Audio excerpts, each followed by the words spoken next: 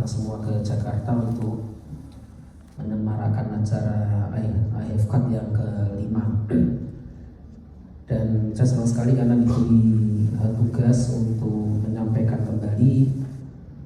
Ini lebih ke arah topik preventif ya kalau menurut saya, sehingga saya senang untuk bekerja di daerah-daerah preventif ya, karena sebenarnya penyakit jantung itu prevensinya mulai dari tahap tidak ada penyakit, adanya faktor risiko yang kita kenal dengan prevensi primer, kemudian setelah sakit itu sendiri, karena sakit jantung itu akan selalu muncul kontinuumnya sehingga ada prevensi sekunder. Dan salah satunya yang terkait dengan heart failure adalah yang kita kenal dengan nama kardiomiopati, sehingga nanti kami akan mengetengahkan sebenarnya pada kasus-kasus dengan kardiomiopati yang terkait iskemik ini bagaimana peran dari lipid, karena lipid ini adalah salah satu faktor risiko yang sudah established itu, bahkan menjadi target untuk preventif, sehingga nanti isunya adalah seberapa rendah sebenarnya lipid ini kita turunkan dari sisi targetnya. Karena kalau kita tidak ada target, kita tidak tahu penurunannya sampai seberapa, ya kita tidak tahu nanti manfaat untuk pasiennya. Karena kalau di bidang preventif itu kemanfaatannya yang paling utama adalah bagaimana bisa menghentikan suatu progresivitas dari penyakit, dan hal ini adalah iskemik kardiomiopati. Waktunya 30 menit, mudah-mudahan nanti cukup ya, karena biasanya kalau di simposium itu waktunya 10 menit ya, cepat sekali ya. Sekarang agak lama sehingga nanti kita tidak usah terburu-buru, tetapi bisa betul-betul memahami seberapa jauh ini sebenarnya kita bisa melakukan modifikasi terkait lipid dan apakah ada manfaatnya pada kasus kardiomiopati. Oke.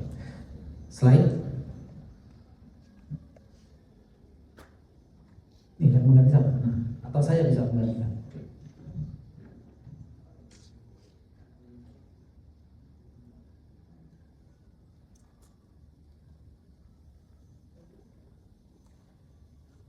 Ya, iskemik kardiomiopati, atau sebenarnya ini kardiomiopati itu yang terbaru kalau menurut SC itu sudah dikeluarkan ya, iskemik kardiomiopati, karena tidak termasuk dalam kategori kardiomiopati itu sendiri. Karena kardiomiopati itu adalah suatu penyakit yang murni disebabkan karena masalah di miokardnya atau kardiomyocyte-nya. Sedangkan istilah iskemik kardiomiopati itu adalah kardiomiopati yang lebih disebabkan karena gangguan iskemik atau gangguan aliran darah yang seharusnya dia bekerja untuk mencukupi kebutuhan metabolisme di kardiaknya. Jadi sebenarnya bukan masalah ototnya, tapi masalah ke pembuluh darah yang bertanggung jawab untuk menghidupi ototnya tersebut, sehingga istilah-istilah ini sudah dikeluarkan dari istilah kardiomiopati. Jadi apa sih yang dimaksud iskemik kardiomiopati? Ya sebenarnya iskemik kardiomiopati itu adalah suatu penyakit jantung koroner atau CAD. Yang CAD yang severe, artinya CAD ini pada posisi istirahat dia sudah menimbulkan gangguan-gangguan miopati pada miokard. Jadi karakteristiknya adalah yang pertama, satu, seseorang yang pernah mengalami akut miokard infark. Karena kalau akut miokard infark ini pada posisi dia rileks itu dia sudah terjadi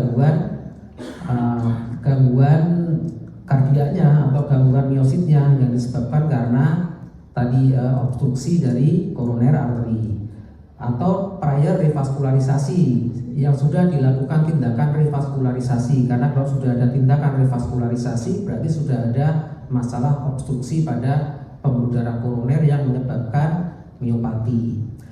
Kemudian yang berikutnya adalah gambaran adanya persentase stenosis lebih dari 75% pada pembuluh darah koroner yang utama atau pembuluh darah koroner yang di LAD.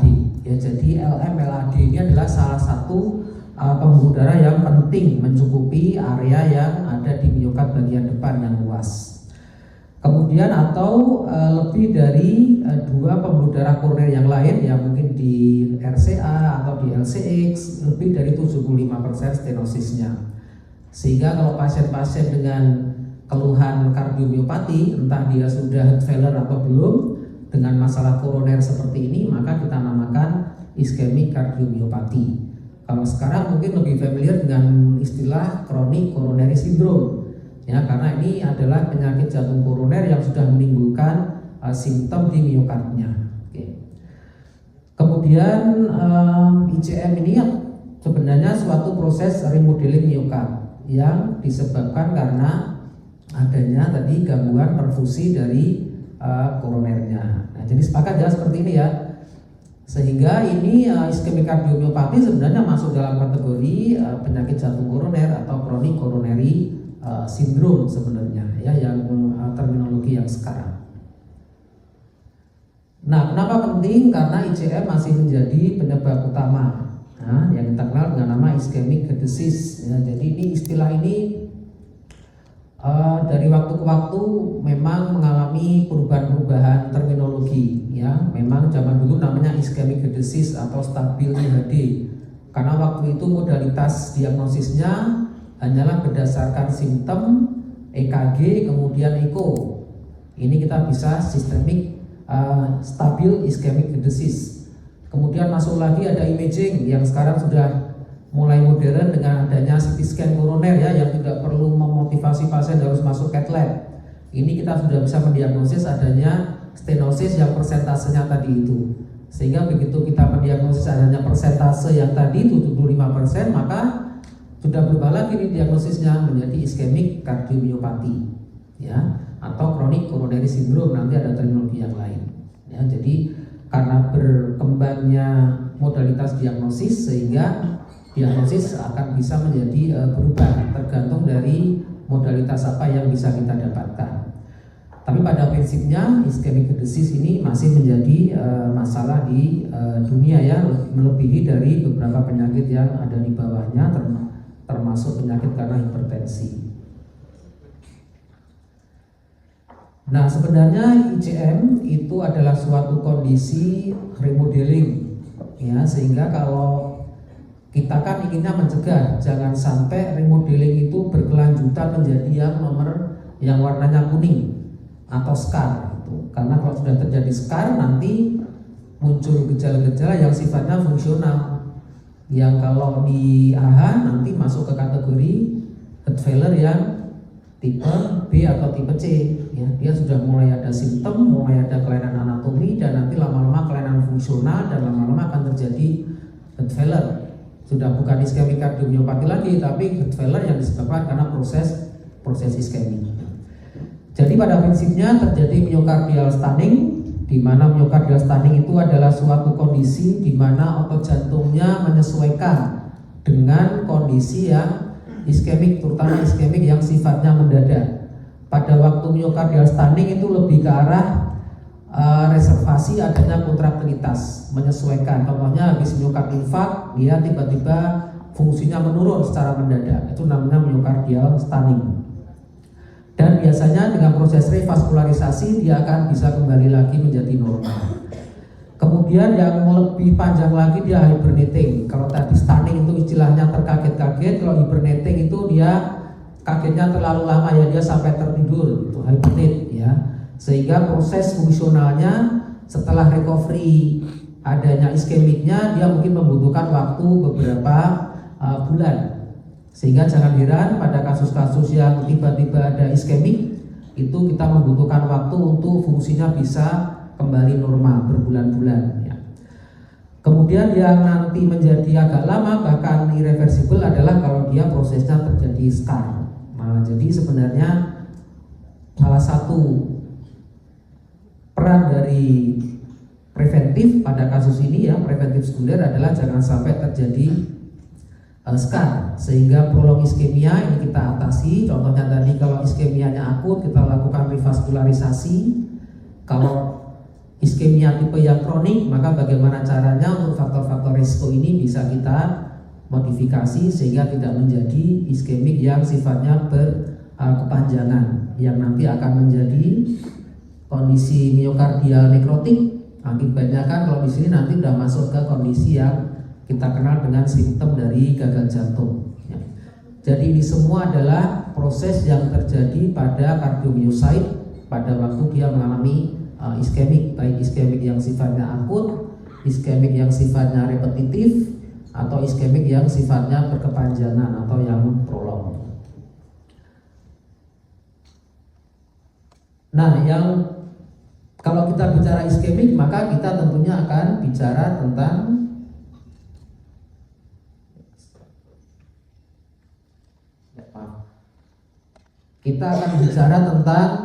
penyakit yang namanya aterosklerotik, ya, karena targetnya adalah menghilangkan iskemiknya. Maka yang kita hilangkan adalah bagaimana proses ini tidak berkepanjangan.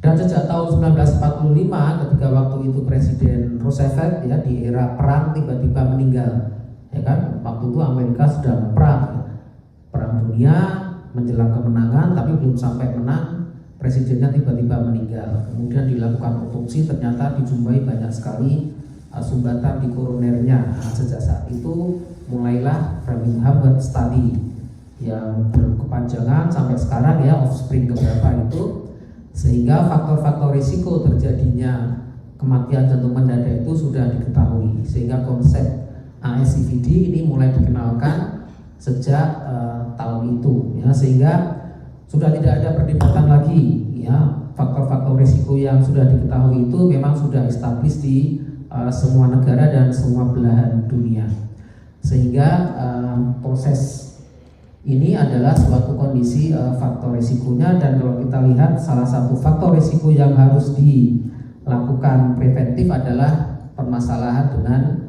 lipidnya. Nah, itu nanti akan menjadi topik yang kita diskusikan.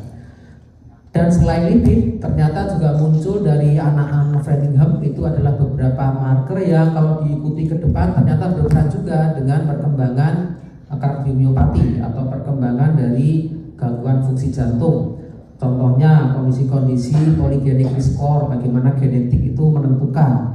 Kemudian juga di era yang terbaru bagaimana dengan menggunakan modalitas imaging. Ini ternyata bisa membedakan nasib seseorang yang LDL-nya sekian, kalau imagingnya calcium score-nya kosong, mungkin berbeda nasibnya dengan seseorang yang LDL-nya sama tetapi calcium score-nya ternyata dia lebih tinggi.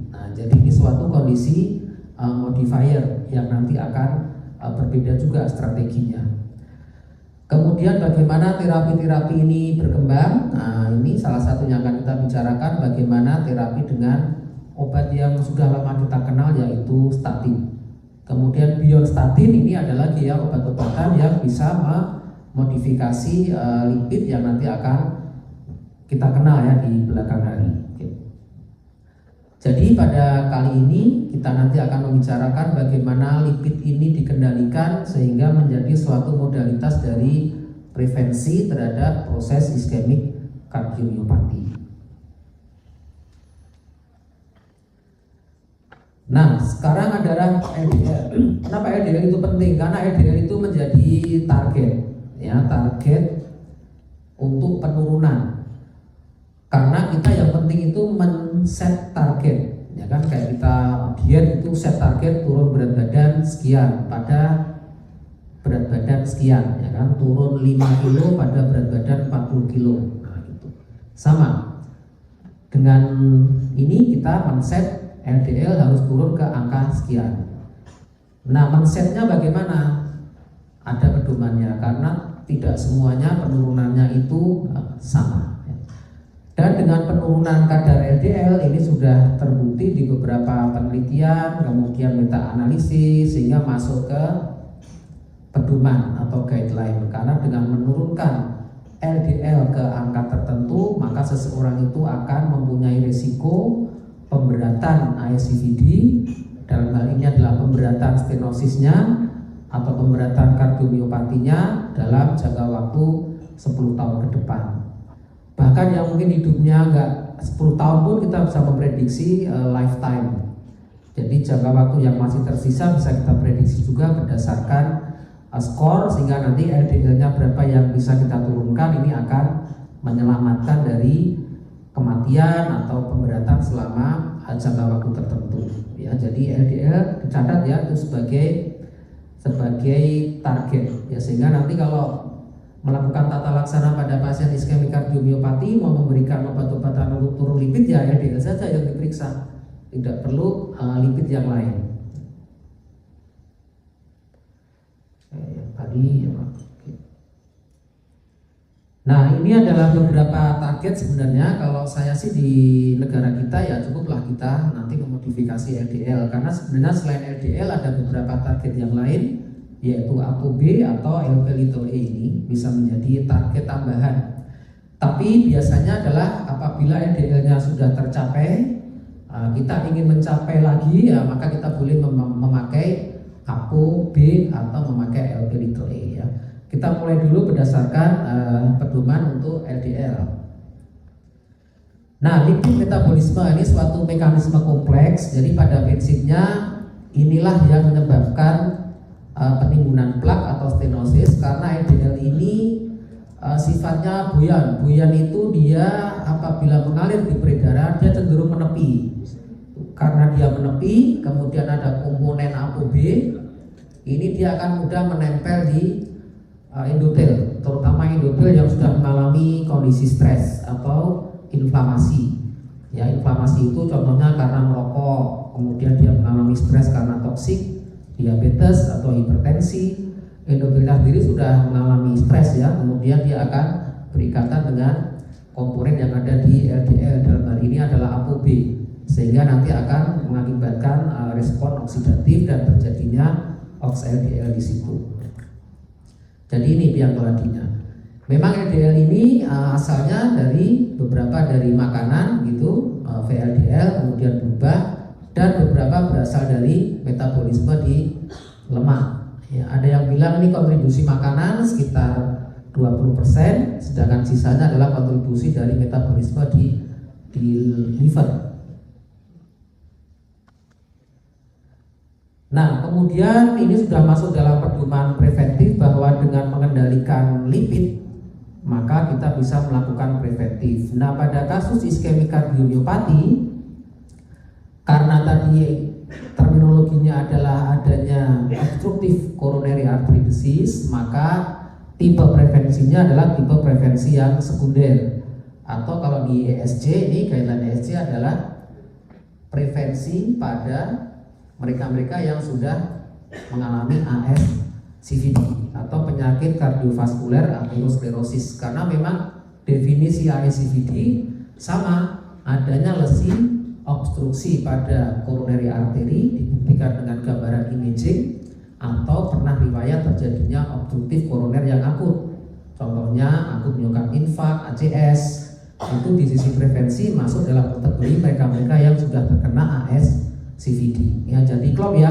antara preventif sama yang mereka-mereka yang berkecimpung di bidang kardiomiopati. Jadi nanti tipe preventifnya adalah masuk dalam prevensi yang pasien dengan established ASCVD atau kita kenal dengan prevensi tipe sekunder.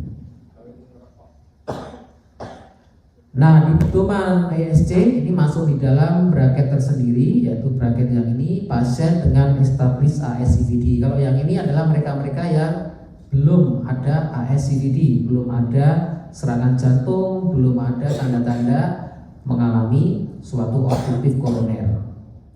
Ini kalau kita lihat prevention goal semuanya ya tidak terkecuali.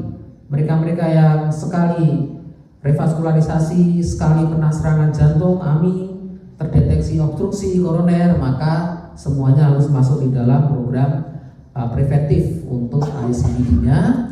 Dengan target bagaimana? Nah, intensifikasinya berdasarkan risiko. Nanti ada risiko 10 tahun mengalami CVD juga boleh, risiko lifetime CVD juga boleh, kemudian bergantung dari komorbiditas dan pasien preferences, termasuk asuransi apa yang dipakai ya. Karena yang paling menentukan malah asuransinya ya, kadang-kadang ya risikonya very high risk tetapi asuransinya very low risk ya, nanti jadinya obatnya juga low risk ya. Jadi seperti ini. Jadi itu banyak sekali faktor-faktornya. Nah, bagaimana menilai kardiovaskuler risk? Ya, seperti tadi kita sampaikan, mereka-mereka yang sudah mengalami iskemik kardiomiopati, maka mereka masuk ke prevensi yang sekunder. Jadi semuanya harus masuk program prevensi. Ini adalah beberapa faktor modifier. Ini modifier itu biasanya hanya kita pakai kalau mereka-mereka yang belum establish ASCVD. Ya, contohnya ini. Carotid intimal thickness ini dengan ultrasound itu tidak masuk dalam kategori ASCVD, ya. Tapi kalau tidak ada ASCVD, kita bisa menilai ini untuk nanti mengkategorikan dia risikonya apa. Ya, jadi ini masih lingkup prevensi yang primer.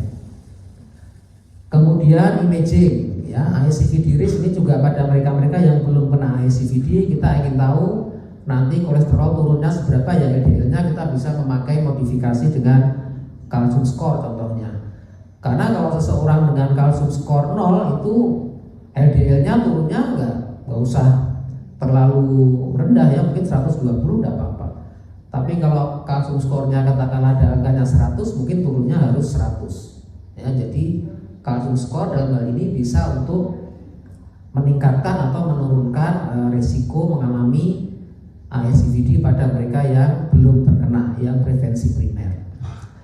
Kemudian lipid juga begitu, nanti analisisnya bagaimana. Ini untuk penilaian risiko mengalami ASCVD pada mereka yang belum terkena. Dan lipid yang dipakai apa sekarang untuk menilai faktor risiko, untuk menilai stratifikasi bukan LDL kan, tetapi yang non HDL. Ya, jadi semua lipid di luar HDL itu adalah lipid-lipid yang potensi menyebabkan ASCVD. Jadi untuk menilai profil risiko seseorang itu yang dipakai adalah non HDL kolesterol. Rumusnya ya gampang ya, total kolesterol dikurangi HDL, nanti angkanya berapa dimasukkan ke dalam skor stratifikasi. Tetapi kalau pada kasus ASCVD sudah tidak berlaku lagi perhitungan skor ya, tapi karena ASCVD itu sudah kategorinya very high risk, sudah masuk dalam kategori prevensi yang sekunder. Nah, ini sebenarnya kalau mau mengklasifikasikan seseorang yang kelihatan sehat atau seseorang yang ada faktor risiko, ini ada yang low risk seperti ini berdasarkan kalkulasi skor, moderate risk seperti ini gambarannya orangnya atau fenotipnya. Ini yang high risk. Nah, ini yang very high risk masuk di situ adalah mereka yang sudah documented ASCVD. Jadi semua pasien iskemik kardiomiopati masuk dalam kategori bracket ini. Ya, jadi nggak usah dihitung ya, dia sudah masuk kategori very high risk. Tidak ada kompromi bahwa dia harus dilakukan prevensi sekunder. Nah, kemudian untuk prevensi yang akan kita lihat adalah bagaimana LDL selaku target pada yang very high risk population ini atau secondary prevention. Yang pertama adalah mereka yang very high risk ini yang tadi iskemik kardiomiopati, targetnya adalah 55. Nah, LDL-nya adalah kurang dari 55 mg per desiliter dan dia dicapai dengan pemberian high intensity LDL lowering treatment atau high intensity statin ya, karena dia harus turun ke angka kurang dari 55 atau penurunannya 50% lebih ya dari baseline. Sehingga nanti kalau ada pasien-pasien yang ASCVD, cek LDL-nya, tidak usah HDL ya, karena dia tidak perlu kita ukur skornya. Jadi kalau seperti ini langsung aja diperiksa LDL-nya berapa, kita tentukan targetnya. Kalau LDL-nya sekarang 140, kita pengen 55, jadi turunnya itu berapa? Ya, kalau ternyata turunnya lebih dari 50%, maka kita harus memakai high intensity statin. Tapi kalau pasiennya sekarang LDL-nya ternyata 60, kita mau turun 55 kan hanya turun sekian persen, dikit banget ya. Mungkin bisa dicoba lifestyle modification dulu, masih mungkin. Ya, jadi tergantung dari LDL awal, kita akan menurunkan berapa persen ke target kurang dari 55, sehingga obat apa yang diperlukan nanti bisa kita tentukan. Nah, ini kalau yang ASCVD yang kita pakai adalah 4 yang penting. Yang pertama, stop smoking and lifestyle recommendation, nanti beberapa rekomendasi lifestyle. Kemudian yang berikutnya ini tekanan darahnya dikontrol. Kemudian LDL-C tadi turun lebih dari 50% atau ke angka penurunan kurang dari 55%. Jadi yang terbaru 55% ya, ini masih yang lama. Kemudian yang berikutnya adalah jangan lupa antitrombotik. Nah, jadi ini 4 pilar ini yang harus diperhatikan kalau merawat pasien-pasien dengan iskemik kardiomiopati, karena ini yang berfungsi sebagai prevensi sekunder. Kemudian intensifikasinya berdasarkan tadi penilaian skor. Nah, skornya yang dinilai adalah skor tersendiri, yaitu SMART 2 sama SMART-Mix model. Nanti ada di online, itu sudah ada. SMART 2 ini menilai 10 tahun CVD risk-nya, sedangkan SMART-Mix model ini yang lifetime CVD risk. Apabila terjadi ininya meningkat, maka terapinya akan kita lakukan intensifkan ya sampai ke angka tadi kurang dari 55. Jadi ini bisa dilakukan secara bertahap sampai nanti mencapai angka ini. Ya, jadi skornya tersendiri memakai skor ini. Ini kita pernah publikasi dengan harapan kita dan dari Rumah Sakit Sarjito. Dari harapan kita ada 2.500 lebih pasien, dari Sarjito 700-an. Kita nilai para pasien yang kita kelola dengan ASCVD, jadi yang mereka pernah dipasang ring, pernah di akut miokard infark, ternyata sangat tinggi ya, skor SMART risk sama SMART lifetime risk-nya itu sangat tinggi, hampir 30%. Lifetime-nya pun dari 65%. Dan kalau dari sisi lipid ternyata pemberiannya lebih banyak yang sudah high intensity statin, ternyata juga skornya tidak jauh berbeda. Nah, ini yang masih menjadi misteri ya, kenapa SMART risk sama skor lifetime-nya itu sangat tinggi di dua center jantung ini ya. Dan saya yakin di tempat-tempat Jawa juga nggak berbeda jauh, sehingga jangan heran pasien-pasien yang iskemik kardiomiopati ini kejadian kefatalannya masih tinggi, karena berdasarkan risiko skornya saja di awal dia sudah tinggi ya, 30% dan lebih dari 60% ya. Jadi ini menjadi tantangan. Mungkin terapinya sudah betul dilakukan high intensity statin, tetapi target LDL-nya belum tercapai, mungkin ya. Nah, ini yang sekarang dilakukan adalah bagaimana mencapai target goal untuk LDL-nya. Jadi ini di bawah di sini. Nah, nanti LDL-nya harus tercapai dulu. Kalau tercapai maka cukup memakai intensity statin ya, high intensity. Kalau tidak tercapai sampai maksimal tolerated dose, maka kita akan melakukan alternatif yang lain. Contohnya bagaimana statin dikombinasi atau bagaimana statin di add-on ya. Jadi nanti masih ada senjata yang bisa kita pakai. Yang penting adalah LDL-nya mencapai goal berdasarkan skor tadi SMART risk maupun lifetime skornya. Kalau tidak sempat menghitung ya kita ikuti aja ya data yang tadi ya, bahwa di Indonesia itu prevensi sekundernya masih jelek ya, sehingga high intensity statin untuk mencapai LDL kurang dari 55% merupakan suatu kewajiban. Jadi ini lihat yang very high risk ini, karena pasiennya sudah ASCVD, maka sesuai dengan ini ya targetnya di sini kurang dari 55 mg per desiliter dan penurunannya lebih dari 50%. Nah, yang direkomendasikan adalah high intensity statin.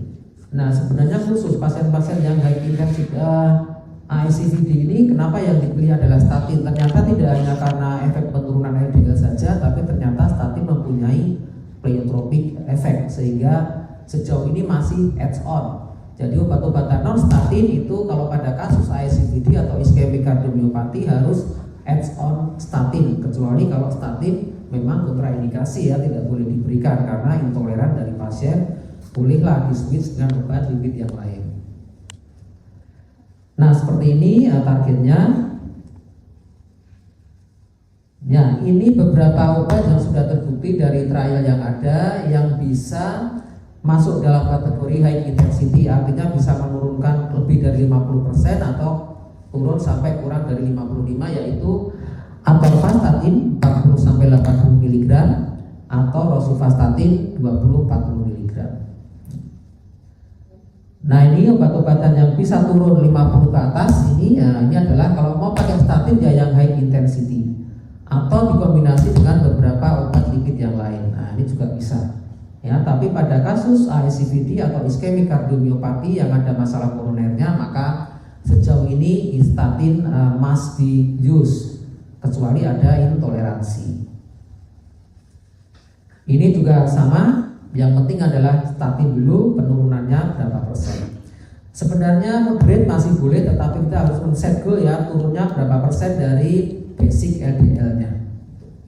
Kemudian yang berikutnya, setelah terjadi penurunan LDL ini, ya, maka yang berikutnya kita menilai risikonya. Setelah LDL turun, nanti kita nilai risikonya bagaimana. Apakah risikonya rendah, maka kita bisa meneruskan terapi yang ada. Yang terakhir, ya tadi kami sampaikan bahwa statin itu tidak hanya LDL saja, tetapi dia ada efek pleiotropik. Jadi efek yang bagus ke arah pembuluh darah, sehingga sebenarnya statin ini bahkan sekarang banyak penyakit-penyakit vaskuler yang dicoba dengan pemberian statin dengan memakai efek pleiotropik ya di endothelial selnya. Sehingga kalau ditanya, ini tidak hanya menurunkan LDL, tapi statin itu juga berperan untuk memperbaiki fungsi endotel. Ini benefitnya tadi di sini adalah mereka-mereka yang bisa mendapatkan high intensity statin bisa mengurangi risiko 5 tahun kematian dan LDL-nya juga bisa diturunkan lebih dari 50%, maka dia yang mendapatkan benefit. Oke, sebagai take home message yang pertama adalah ICM atau iskemik kardiomiopati adalah target dari prevensi sekunder karena ini masuk dalam kategori pasien-pasien yang very high risk, tidak perlu dihitung skornya. Kemudian lipid target pada kasus ini adalah kurang dari 55 mg per desiliter atau turun 50% lebih. Kemudian yang menjadi pilihan adalah high intensity statin first ya, dan itu adalah beyond lipid target. Artinya masih ada efek pleiotropik yang menguntungkan pada kasus ASCVD untuk menurunkan risiko 10 tahun ke depan atau lifetime risk-nya.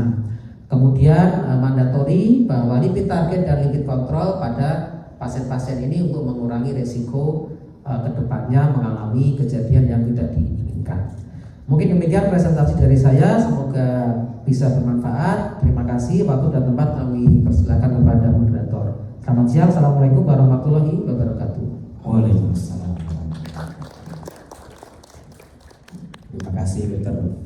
Anggoro. Ada yang mau bertanya kira-kira setelah kita mendengarkan penjelasan yang cukup detail bagaimana tata laksana lipid untuk pada pasien iskemik kardiomiopati? Ada yang dari floor mungkin ada yang ingin bertanya?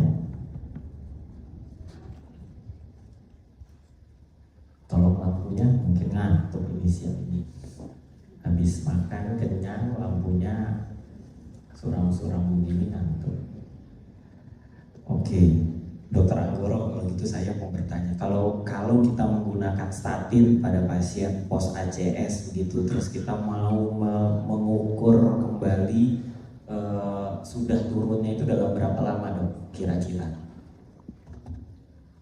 Ya baik, jadi kalau dari pedoman itu sebenarnya 2 minggu sudah bisa kita evaluasi ya penurunan dari LDL-nya. Tapi sekali lagi kita sudah ada angkanya adalah 50% ke angka 55 ya dalam waktu 3 bulan sebenarnya. Tetapi dalam waktu 2 minggu kita sudah bisa menilai efek dari obat yang kita berikan kalau kita memberikan high intensity statin. Tapi yang perlu diingat pada kasus akut ya post ACS kemudian atau post revaskularisasi itu kita sudah tidak menilai lagi LDL-nya. LDL hanya dinilai pada kasus yang sifatnya kronik. Itu artinya mereka-mereka yang akut ini mau tidak mau harus diberikan high intensity statin, bahkan bisa sampai 6 bulan sampai 1 tahun tanpa memandang LDL-nya, karena tadi efek dari pleiotropik dan efek untuk stabilisasi plak yang baru mengalami perlukaan atau denudasi.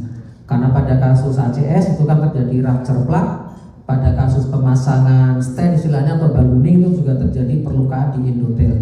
Kalau seperti ini memang pemberian high intensity statin diteruskan tanpa mempedulikan berapa LDL yang bisa dicapai. Nah, nanti setelah 1 tahun atau 6 bulan atau 1 tahun baru LDL-nya bisa dilakukan. Tadi kalau sudah sesuai target kita ingin menurunkan menjadi moderate, nah itu masih boleh, tapi harus setelah terjadi fase akutnya selesai. Jadi biasanya sih di atas 6 bulan atau kalau bisa 1 tahun setelah event itu kita bisa menyesuaikan statin yang diberikan berdasarkan target LDL. Ya, mungkin demikian dok. Ya, baik. Tapi kira-kira kalau pos pemasangan stent tidak boleh di stop ya dok ya? Kalau sudah 2 tahun masih boleh di stop ya dok? Atau kita harus tetap berkala untuk ngecek LDL-nya? Misalnya stabil tidak ada masalah.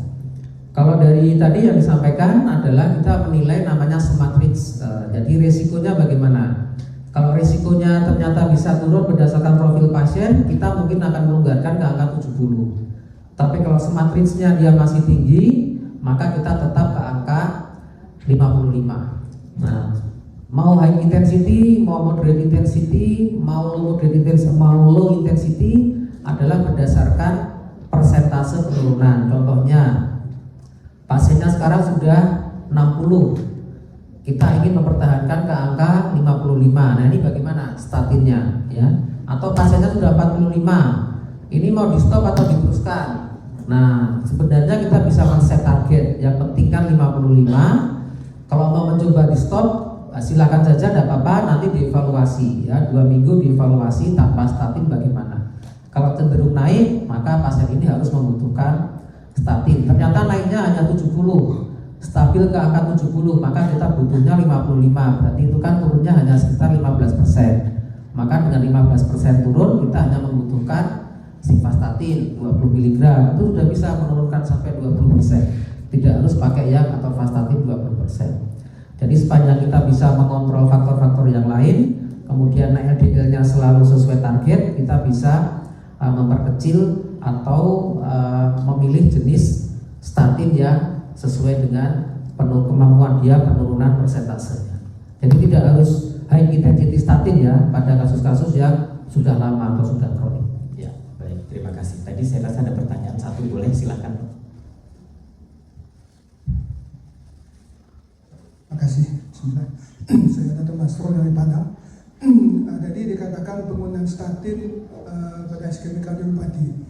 Ada batasan nggak dengan EF berapa? Karena saya pernah dulu baca, saya lupa, pada kondisi yang advanced heart failure yang sudah jelek, itu katanya nggak boleh diberikan statin lagi. Atau apa yang sudah berat yang sudah advanced, karena malah memperburuk fungsi jantungnya. Ada nggak batasan EF yang bisa kita tidak berikan untuk pada kasus-kasus yang iskemik kardiopati ini? Terima kasih. Terima kasih dokter. Masuk ke Padang. Betul sekali dok. Jadi pada trial failure yang yang reduced ejection fraction, ternyata penurunan statin tidak signifikan untuk menurunkan morbiditas maupun mortalitas karena failure itu sendiri. Jadi tidak masuk di dalam kategori 4 atau 5 pilar yang untuk failure tentang statin. Tetapi memang kalau kita bicara tentang iskemik, karena iskemik kardiomiopati itu artinya memang iskemiknya di sini masih berperan sebagai indikator kemampuan fungsi jantung. Pada kasus HFrEF yang non iskemik, ini tidak ada tempat untuk pemberian statin. Artinya dalam masuk ke depannya. Tetapi mereka-mereka yang memang iskemik, memang salah satunya untuk prevensi sekunder adalah dengan pemberian statin. Kalau kami dok, biasanya kita pastikan dulu nih iskemik masih berperan apa tidak untuk faktor kontraksi miokardnya, sehingga beberapa studi tentang viability, beberapa studi tentang revaskularisasi sudah dilakukan atau belum. Kalau ternyata revaskularisasinya memang berperan untuk faktor kardiomiopatinya, maka masih ada tempat untuk pemberian statin. Nah terkait LDL-nya sampai seberapa, ini memang dari penelitian yang high intensity statin atau obat-obatan yang contohnya PCSK9 inhibitor yang sampai turun 20 mg per desiliter, bahkan ada yang 25, ini sejauh ini tidak ada efek samping. Tetapi sekali lagi itu trialnya pada mereka yang tidak mengalami EF rendah. Jadi tadi kita belum bisa menjawab ya dok, seberapa aman sebenarnya LDL yang rendah pada kasus-kasus dengan gagal jantung dan reduced ejection fraction.